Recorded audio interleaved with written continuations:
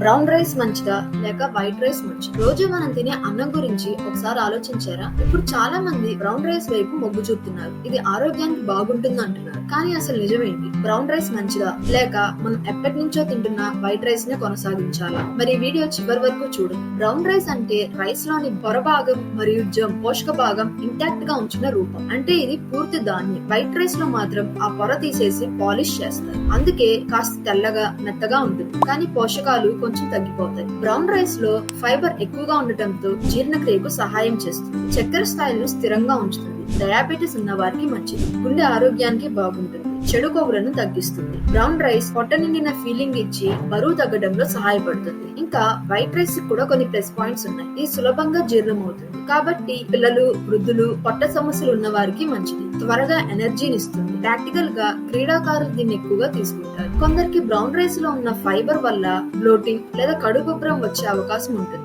అందుకే అందరికీ brown rice సరిపోదు. మీరు బరువు తగ్గాలనుకుంటే, చక్కెర నియంత్రించుకోవాలనుకుంటే బ్రౌన్ రైస్ మీకు మంచిది. మీరు ఎనర్జీ ఎక్కువగా కావాలనుకుంటే, మీ జీర్ణక్రియ బలహీనంగా ఉంటే వైట్ రైస్ మీకు మంచిది. కానీ రెండింటిని సరైన పరిమాణాల్లో తింటే శరీరానికి ఏది హానికరం కాదు. సమతుల్యంగా తినడమే నిజమైన ఆరోగ్యం. బ్రౌన్ రైస్ వండే ముందు 3 నుంచి 4 గంటలు నానబెట్టుకోండి. ఇలా చేస్తే డైజెషన్ సులభంగా అవుతుంది. అందుకే నిర్ణయం మీదే. మీ శరీరానికి ఏది సరిపోతుందో అర్థం చేసుకుని తినండి. ఆరోగ్యం మన చేతుల్లోనే ఉంది. వీడియో నచ్చితే లైక్ చేయండి. మరిన్ని సహజ ఆరోగ్య వీడియోల కోసం మా ఛానల్ ను సబ్స్క్రైబ్ చేయండి.